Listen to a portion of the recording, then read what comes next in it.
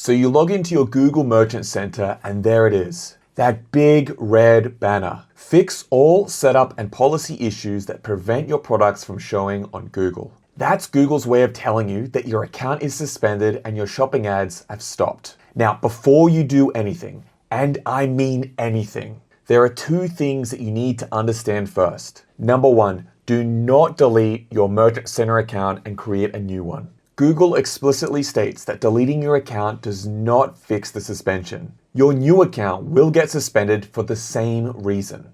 You'll lose your account history and be right back to where you started. Number two, don't start hitting the review button hoping that Google will approve you. You don't have unlimited attempts. Google gives you a limited number of reviews per account. Seriously guys, you wouldn't believe how many store owners come to us after this happens. And at that point, there's nothing that anyone can do, not even us. Now, here's something that most store owners don't realize about misrepresentation suspensions specifically. It's almost never one single thing that caused it. Google uses what I call a risk meter. When they look at your account, they're essentially grading your entire setup. Your store, your policies, your product data, your GMC settings, everything. Each thing that's off adds up to your risk score. And when that score gets too high, Google suspends you. This is also why you might be thinking, but Sam, my competitor does the exact same thing as me and they're not suspended. It's because Google uses this risk meter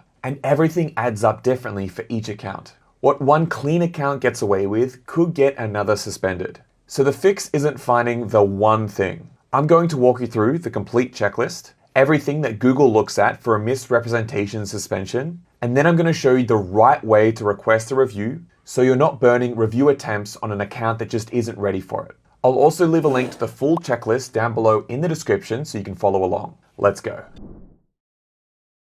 Before we go through the checklist, it helps to understand what Google is actually looking for. Because once you understand their goal, every item on this checklist makes sense.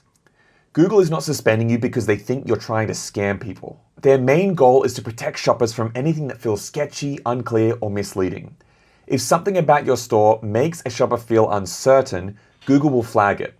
This includes things like your policies, your contact info, or your product claims. Specifically, they're checking three things. Your website and landing pages, do they look legitimate and clear? Your product listings and feed, do they match reality? Your business information, policies, and branding, is everything consistent and easy to find? If anything seems incomplete, inconsistent, or doesn't build trust, Google pauses your account until it's fixed. Before we go any further, there's an important category of stores we need to address. Not every misrepresentation suspension can be fixed. If your store sells prohibited products, no amount of changes to your website or policies will get your account reinstated. That includes weapons, counterfeit goods, tobacco, dangerous supplements, or anything else on Google's shopping ads prohibited content list. The same applies if your store makes medical or health claims.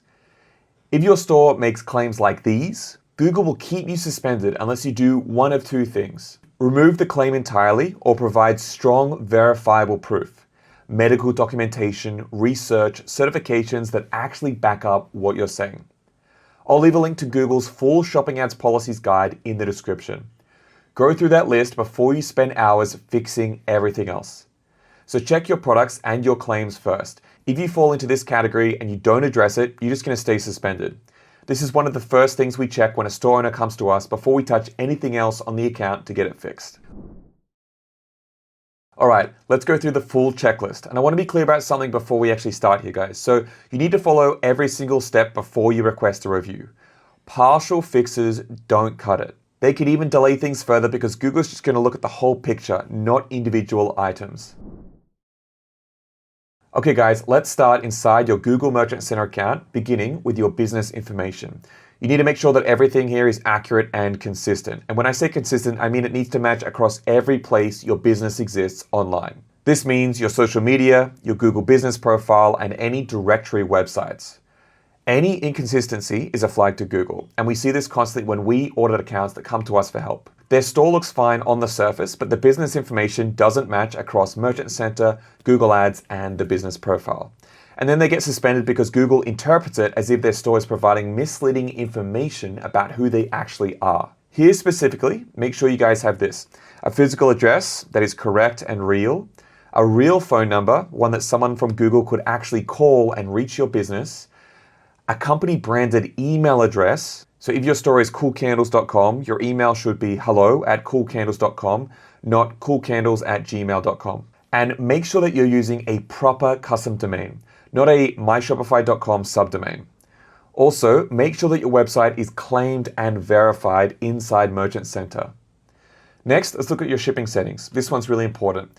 Make sure that your shipping settings in GMC match your website's shipping page. And they must also match what actually happens when someone goes and checks out through your store. All three need to be consistent. Now let's look at your actual website, guys. So when we fix suspensions for our clients, there's almost always something on the website contributing to this suspension. It's usually not just the Merchant Center account that's the problem.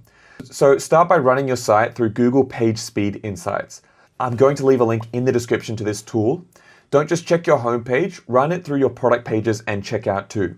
From there, do a basic quality audit. Look for broken links, spelling or grammatical errors, and placeholder text. If you still have lorem ipsum anywhere on your site, that's a problem. Make sure that you're using custom imagery. If you're selling products that 10 other stores are also selling with the exact same supplier images, that's a risk factor. Google isn't fond of stores that look identical to dozens of others. And if you can get reviews on your store, do it. It signals to Google that real people have bought from you, and that matters for trust. Then go through every app and plugin installed. Only keep what you actually need, and for the ones you're keeping, check the reviews. We've seen cases where an app was flagged because Google didn't like its code. And we've seen upsell apps cause checkout issues that lead to suspensions. Make sure that everything is installed and functioning properly for every customer. The contact page is one of the strongest trust signals for Google, yet most stores don't include enough of it. At minimum, it needs a branded email address, not Gmail. It should also include a phone number, a physical business address, and a contact form. But go further than that. Add your business hours, something like our support team is available Monday to Friday, 9 a.m. to 6 p.m. And include your estimated response time, something like we usually reply within 24 hours. That kind of specificity builds trust with both Google and your customers. And whatever you put on that page, make sure it's consistent across your Merchant Center, your Google Ads account, and your Google Business profile. Any mismatch across those three is a flag. While you're auditing your site, check that your SSL certificate is installed and working. It's basic, but we've seen it overlooked. Next, your About Us page. Shoppers and Google both want to know who's behind the store. Share your mission, a bit about your background, and if you can, add photos of your team. Real people behind a real store are a trust signal that's hard to fake, and Google knows that. Finally, make sure you have both a terms and conditions page and a privacy policy page. They need to be unique to your store, not copied from another store with their brand name still in it. Your privacy policy specifically needs to explain how your users' browsing data may be used. Once all of these pages are in place, link them in your footer and make sure they're visible during checkout. And if you're not sure where to start with these policy pages, I put free templates in the description below. Privacy policy, terms and conditions, and a few others. They're not copy and paste and done. You still need to customize them for your store, but they give you a really solid starting point. All right, let's now move to your store's policies, starting with your returns and refund policy. And this policy is critical. Google wants to know exactly what a customer can do if something goes wrong. If your policy is vague, it creates a trust problem. The policy needs to be specific. Cover every scenario a customer might face. Change of mind, faulty item, damaged product, wrong item, something that never arrived, or a cancellation after ordering. For each one, spell out the process. Do they email you, call you, fill out a form? And give clear timeframes. How long do they have to make a return? How long until they receive the refund? And what form does that refund take? Back to the original payment method or store credit? The more clearly you answer those questions up front, the less friction there is for the customer, and the more confidence Google has in your store. One thing we see stores miss when we audit them: make sure the language of your policy matches the language of your target market. If you're selling to French customers, your policy should be in French. Once it's done, link it on your product pages and in your footer. Your shipping policy follows the same logic. It needs to match your GMC shipping settings and your actual process. Spell out the cost for each location you ship to, the delivery timeframe, the courier or postal service you use, and how customers can track their order. Also add a section for what happens if part of an order is missing. Then link it in your footer and on your product pages. And guys, as a general rule across all your policies, make sure they're linked clearly in your footer and visible throughout your website, including on the checkout page. Now let's talk about your product pages. First, no false or misleading claims. Don't make claims about your products that aren't backed up by evidence. No bold health claims, no fake certifications, no trust badges without real affiliation behind them. Google reviews this, and it's a fast path to a suspension. The same goes for fake urgency. If you have countdown timers that reset or only a few left messages that aren't actually true, remove them. Google considers that misleading, and so do your customers. Next, your product feed in Merchant Center needs to match your product pages exactly. Titles, prices, images, availability, all of it needs to line up. Make sure your product condition is accurate, and make sure the price in your feed matches what actually shows up at checkout. Any discrepancy here is a red flag. And if you're drop shipping, be upfront about it. Let customers know what the delivery times are and who is fulfilling the orders. Trying to hide that tends to create more problems than it solves. Finally, ensure your branding is consistent everywhere. That means your store name, logo, and email address all match across your site and your Merchant Center account. For your checkout process, the best thing you can do is go through it as if you're a customer. Check each step yourself to make sure everything works correctly. Your legal page links, returns, shipping, privacy policy, terms and conditions need to be visible throughout the entire checkout process, not just in your footer. Your contact information should be there too. We recommend showing all three: physical address, email, and phone number. You need at least two. Make sure you're offering multiple payment methods. They should be displayed in your footer so customers can see them before they get to checkout. Your shipping costs at checkout need to match what's on your shipping page and in your GMC shipping settings. If those numbers don't align, that's a flag. If you have any promotions set up in Merchant Center, actually test them. Make sure they're applying correctly at checkout. We've seen stores get flagged because a promotion was live in Merchant Center but broken on the website. And make sure that your SSL certificate is active throughout the entire checkout process, not just on your homepage, through to the final confirmation page. Guys, the checkout is one of the most overlooked areas we find when auditing suspended accounts. Most store owners never think to check it, so please guys, make sure it's compliant. Okay guys, before you touch that review button, there are a few final things to verify. First, make sure that your account has a product feed submitted with at least one product in it. Google requires this before the appeal button becomes available. If you deleted your product feed while suspended, you won't be able to request a review until you put it back. We've seen store owners delete their feed thinking it'll help, and then wonder why the appeal button has disappeared. Next, check whether you have a second Merchant Center account linked to the one you're trying to reinstate. If that second account is also suspended, you need to resolve the original account first. You can't address the second one until the first one is clean. And this is important. You can only have one Google Merchant Center account and one Google Ads account. Do not create a second Google Merchant Center account while the first one is suspended.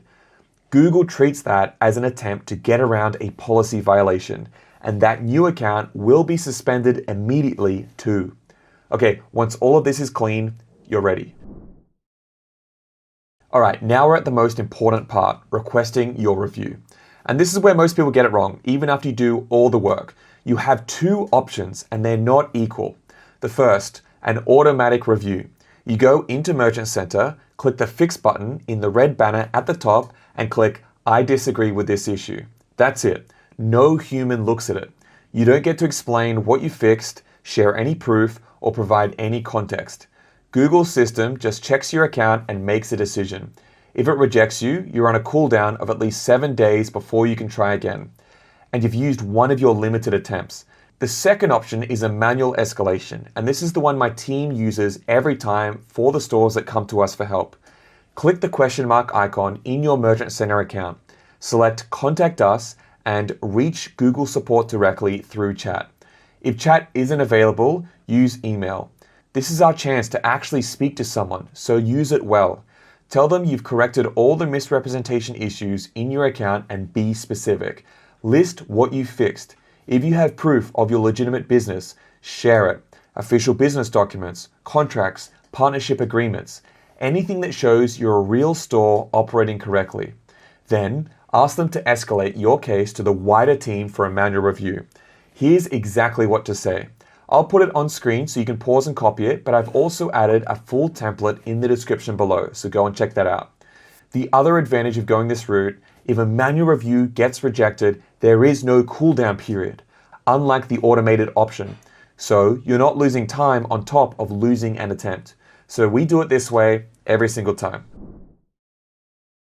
Before I let you go, guys, I want to share a few final tips. They'll make sure that your account stays safe once you get it back. Get into the habit of auditing your site every single month. Go through the checklist, make sure that everything is still compliant, and fix anything that slipped. It's a lot easier to catch something small early on than it is to deal with a suspension. Watch out for apps and plugins, fake urgency timers, fake review apps, trust badges with nothing real behind them. They might look good on your store, but they're going to get you into a lot of trouble. Keep an eye on Google's policy updates too. When something changes, fix it quickly. Don't wait. Use Google Search Console to monitor your site's health regularly. And check the Needs Attention tab in your Google Merchant Center account often. Don't wait for a suspension to find out what's wrong. And don't try to outsmart Google, guys. Don't try to find workarounds. It catches up with you, and when it does, the result can be a permanent suspension with no way back. And last thing, guys, if you do everything right and still get rejected, don't give up.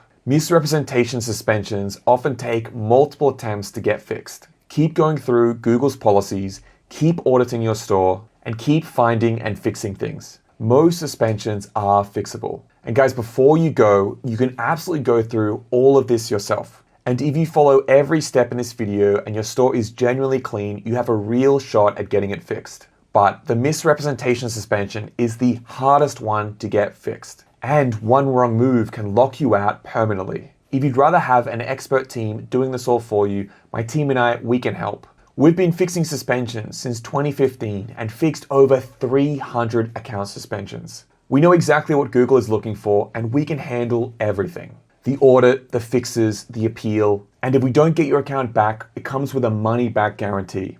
Now, if you want to get our help on this, guys, I recommend doing it before you do your review request. This is because we don't want you to burn your review requests before we can help. The earlier that we can get into your account and fix the issues, the better, so we can make use of the final review request that you have left. If you want to learn more about how we can do this, go and check the description. I'll leave a link down there. I've also left a full compliance checklist and a link to Google's policies, so go take a look there as well. And if this video was helpful, please subscribe and hit the like button. It helps other store owners find this video and get their suspension fixed as well. Thanks for watching, guys. I'll see you in the next video. Bye for now. Make sure to check out our other videos. This one here might be especially useful for you.